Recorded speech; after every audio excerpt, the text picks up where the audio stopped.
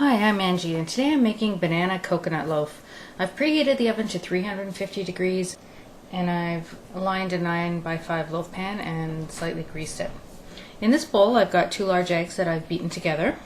I'm going to stir in 1 cup of sugar and a ½ cup of melted butter. That's 1 stick. And I'll just beat those together.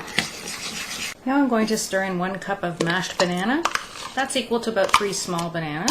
I want to make sure they're nice and ripe. And a ½ teaspoon of flavoring. You can use a ½ teaspoon of almond extract. I'm going to use coconut extract, or you can just use vanilla.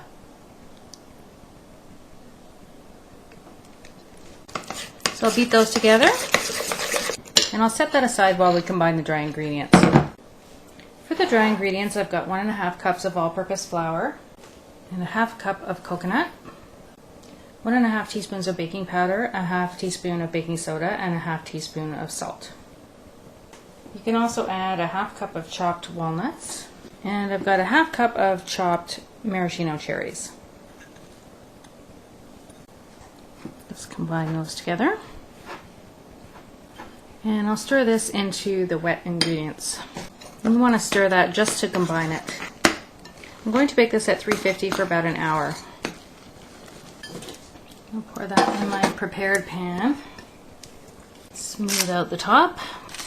Okay, I'll pop this in the oven for about an hour and I'll show it to you when it's done. So here's the finished loaf. I've let it cool on a rack for about an hour or two. Thanks for watching, and I hope you try some banana coconut loaf.